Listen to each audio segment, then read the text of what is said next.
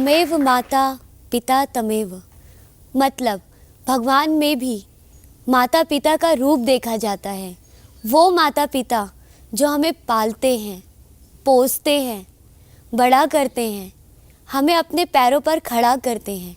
लेकिन जब हम बड़े हो जाते हैं तो हमारा क्या फ़र्ज़ बनता है? क्या हम उन्हें ओल्ड एज होम में भेज देते हैं? क्या हम उन्हें उनके नाती पोते से दूर कर देते हैं? हम उन्हें ज़िंदगी भर तड़पने के लिए छोड़ देते हैं। आज की उड़ान कुछ ऐसे ही माता पिता के साथ जिन्होंने अपने बच्चों को अपने सीने से लगा कर रखा, लेकिन जब बच्चे अपने पैर पर खड़े हुए तो उन्हें बेसहारा कर दिया।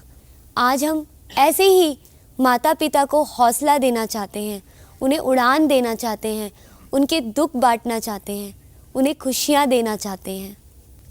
अजय अग्रवाल जी ऐसे पिता हैं जिनका सहारा उनका बेटा नहीं बल्कि एक बैसाखी है। चल नहीं पाते और ऐसे हालत में वो ओल्ड एज होम में रहते हैं।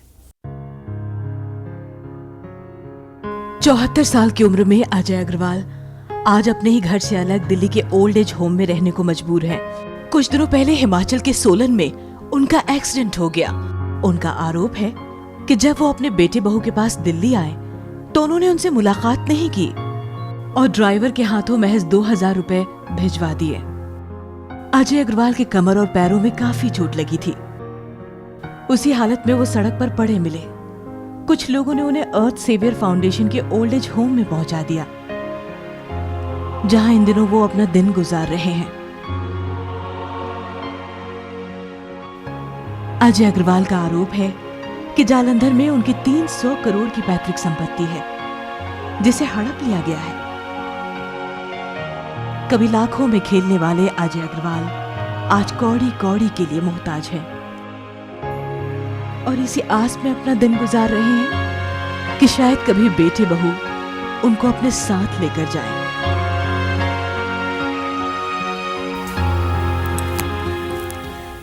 अभी आप ओल्ड एज होम में रहते हैं और आपके बेटे आपको फ़ोन करते हैं, आपसे बात करते हैं? नहीं, फ़ोन उठाता नहीं है, फ़ोन करता भी नहीं। 4-5 महीने से कर रहा था। 3 हफ्ते पहले एक्सीडेंट होने से पहले उसका फ़ोन आया था गोवा से। जी। पापा मर्सिडीज़ खरीदूं क्या ऑडी? मैं कहा तेरी जो हाइट है उसके हिसाब से मर्सिडीज़ ले ले। 32 लाख की मर्सिडीज़ ली उसने। उसके बाद मेरे जन्मदिन पे फ़ोन आया था 3 तारीख को, 3 फरवरी को, हैप्पी बर्थडे। तो पूछा कितने साल के हो गए? मैं कहा 74 का हो गया। कहता अभी भी आप खूब चल लेते हो। ऐसी नज़र लगी। 5 को एक्सीडेंट हुआ। बात की, एक्सरे और डॉक्टर की रिपोर्ट उसको भेजी। कहता मैं 15 तारीख को दिल्ली आ रहा हूँ, आपके इलाज के लिए पैसा दे दूँगा। उसके बाद फ़ोन उठाने बंद कर दिया उसने। 18 को मैं आया दिल्ली। एक टैक्सी वाला लेके आया मुझे, जिसने खाली पेट्रोल के पैसे लिए मेरे से। सुबह 8 बजे वहाँ उसने उतारा मेरे को। ड्राइवर लोग आए थे, 6 गाड़ियाँ उसके पास यहाँ पे हैं, सब बड़ी से बड़ी गाड़ी है। जो पुराना ड्राइवर था मेरे ससुर जी के घर का, जब वो आया उसने मेरे को पहचाना, अंदर जाके बात की तो उसको बोला इसको कैफ़े डे पे ले जाओ और बिंदो कॉलेज के सामने, मैं वहीं आके मिलता हूँ। उसके बाद दूसरे ड्राइवर ने सारा सामान मेरा वहाँ से उठाया और आके मुझे 2000 रुपया दिया और उसने मुझे मैसेज भेजा मेरे मोबाइल पे, तुम्हारे चौथे पे बात करूँगा तुमसे।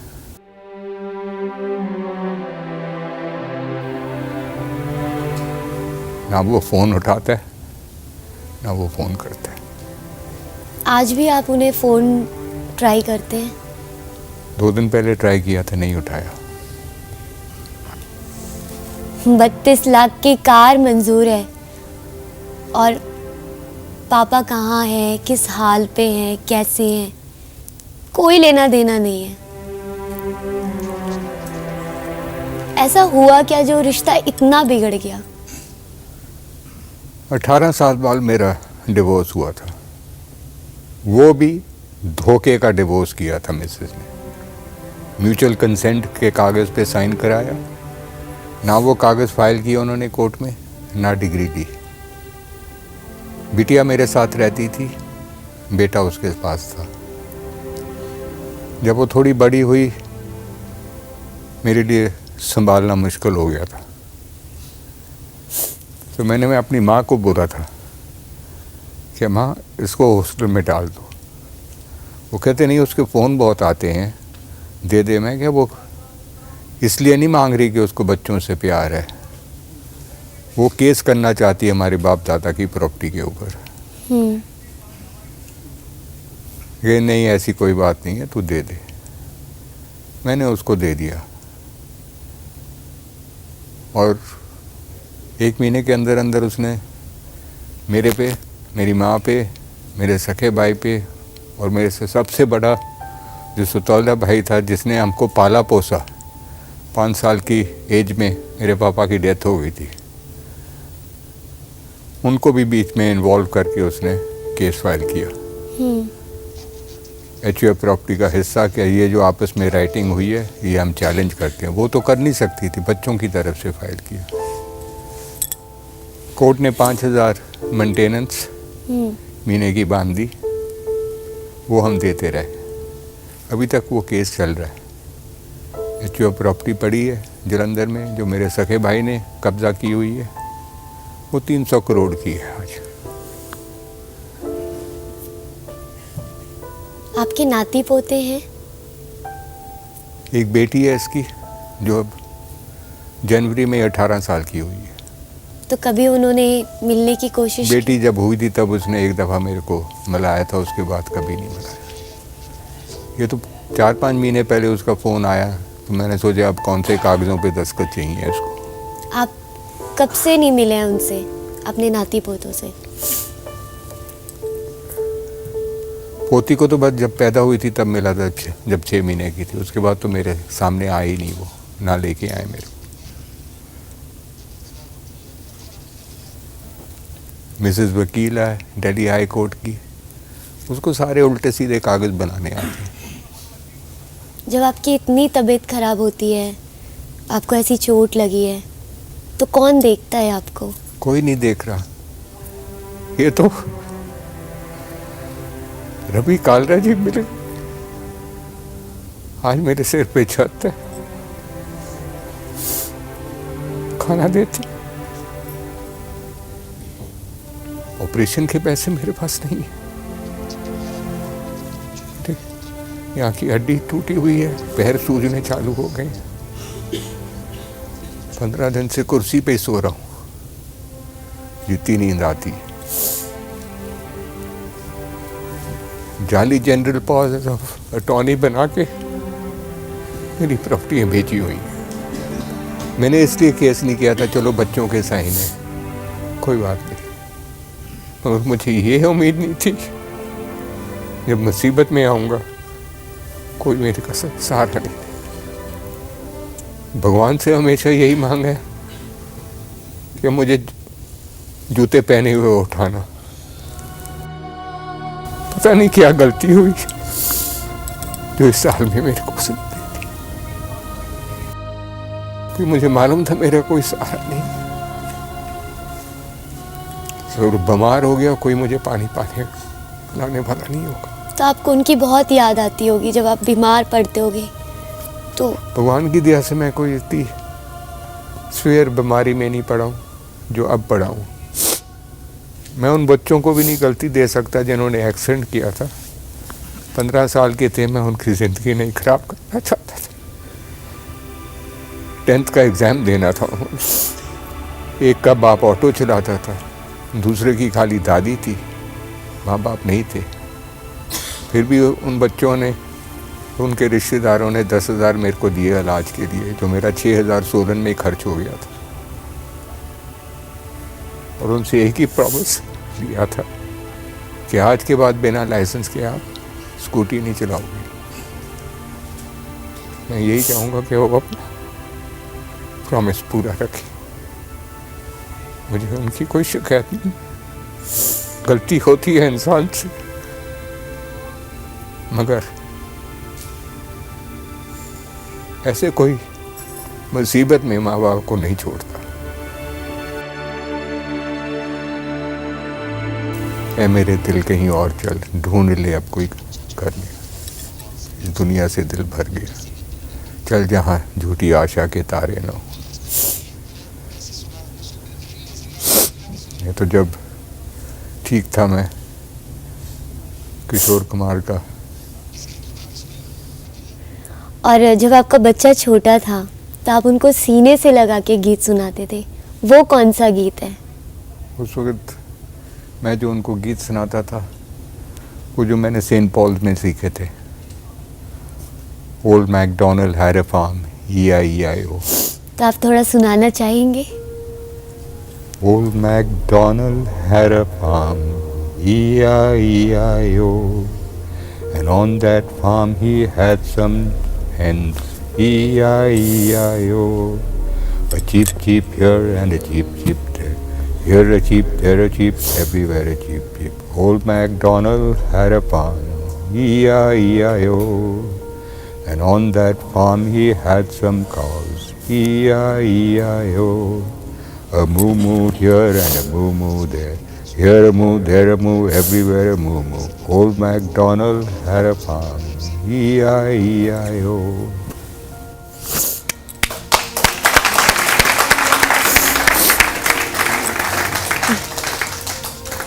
जिस बेटे को आप ये पोयम सुनाते थे, गीत सुनाते थे, और जब आपने फ़ोन किया तो क्या कहा उन्होंने? फ़ोन उठाता ही नहीं है। उसी का फ़ोन आया था, ये 2000 दे दिए, जहाँ मर्जी जाके मर, गाली वगैरह की, और फिर वो मैसेज आ गया तुम्हारे चौथे पे फ़ोन करूँगा। 18 तारीख को उसने ये मैसेज दिया मेरे को। मैं जब अलग हुआ 77 में, तो भी 6 साल मैं काठमांडू से हर करवा चौथ पे मिसेस के लिए लेके आता था कि किसी तरह जॉइंट हो जाए। नहीं, उनके फादर ने होने नहीं दिया। बच्चे मेरे पास छुट्टियों में आते थे नेपाल, उनको आने जाने की फ़्लाइट टिकट जिस चीज़ पे उन्होंने हाथ रखी मैंने लेके दी। जो मेरी सैलरी थी मैं उसी वक्त उठाता था अपने चेयरमैन से जब बच्चों का आने का टाइम होता था। उस बेटे ने आपको ये मैसेज लिख के भेजा? मेरे मोबाइल में है, I can show it to you.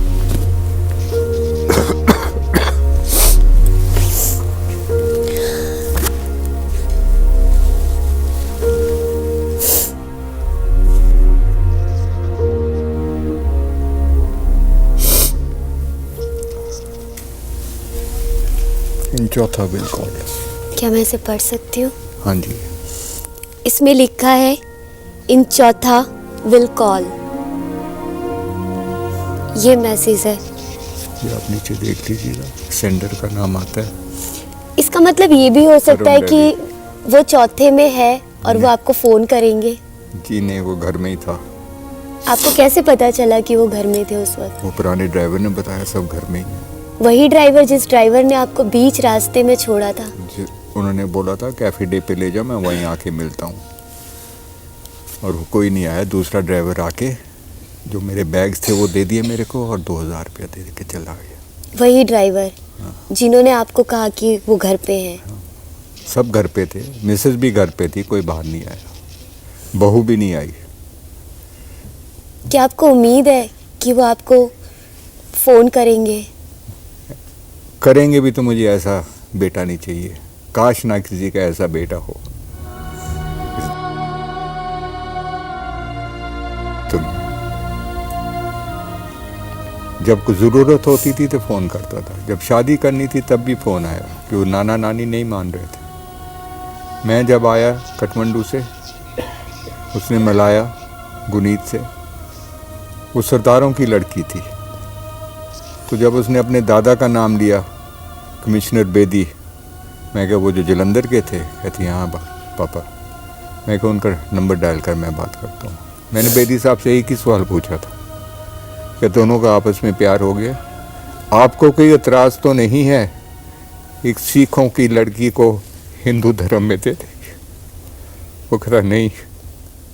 और उसकी फिर मैंने शादी का, मेरा नाम शादी के कार्ड पे नहीं लिखा गया था एज ए फादर, तो भी मैं अटेंड करके उनकी शादी न्यू फ्रेंड्स कॉलोनी के लॉन में, कि वो बिटिया चाहती थी कि लॉन में ही शादी हो, कि बैंक्वेट हॉल वगैरह में नहीं हो।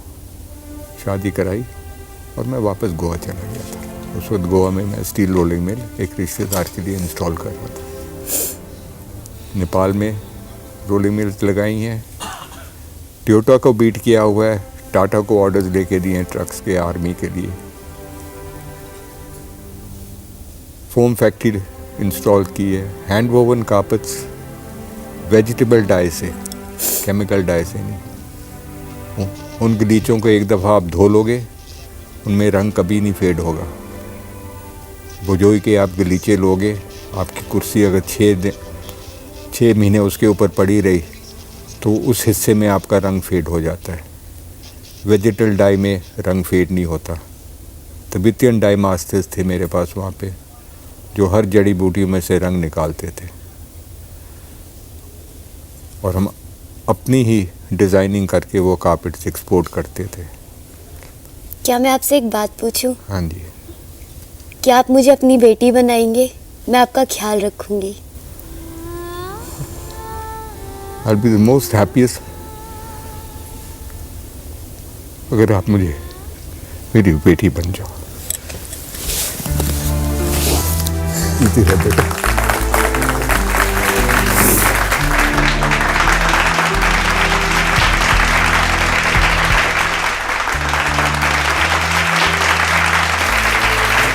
आपका पूरा ख्याल रखूंगी।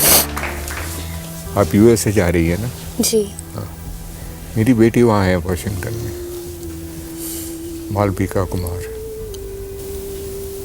उसको शायद मालूम मेरी हालत का, लॉयर है वो भी।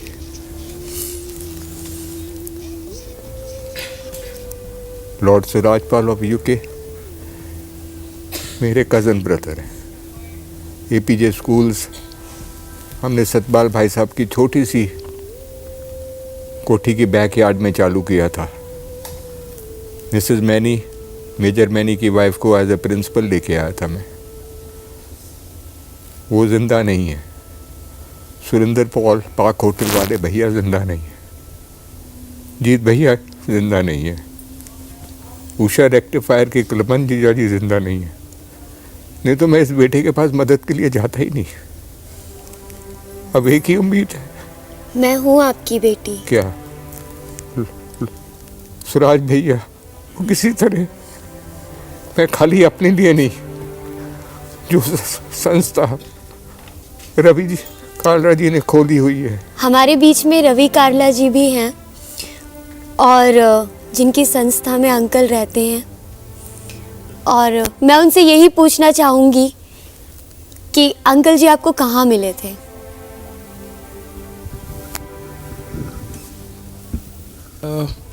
सर हमें बहुत ही बुरी हालत पर मिले थे।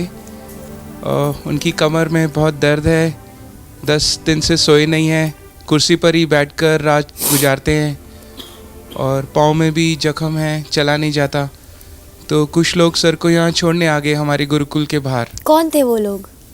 हमारे लिए अनजान थे। अच्छा। क्योंकि बहुत बार ऐसे लोग वहाँ पर छोड़ के चले जाते हैं और बताते नहीं हैं कि उनकी क्या जान पहचान है। तो हमारा ये कर्तव्य बनता है कि हम ऐसे सब बुजुर्ग लोगों की वहाँ सेवा करते हैं, उनको प्यार मिलता है, खाना मिलता है, दवाइयाँ मिलती हैं, और रहना भी फ्री में मिलता है। तो हम बहुत ईश्वर के शुक्रगुजार हैं कि हमें सर की सेवा का मौका मिला, और अब दिन रात सर की सेवा में लगे हुए हैं, और यही चाहते हैं कि सर का घर दोबारा से मिल जाए, उनके बच्चे उनको प्यार करें। सर हमेशा उनको याद करके रोते रहते हैं। खुशी है इस बात की कि आप इतना अच्छा काम कर रहे हैं, और बहुत अच्छा लग रहा है। Thank you.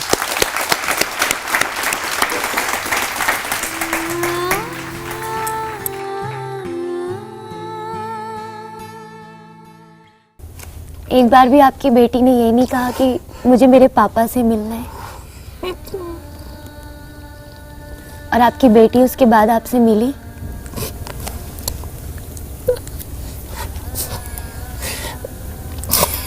मिली थी।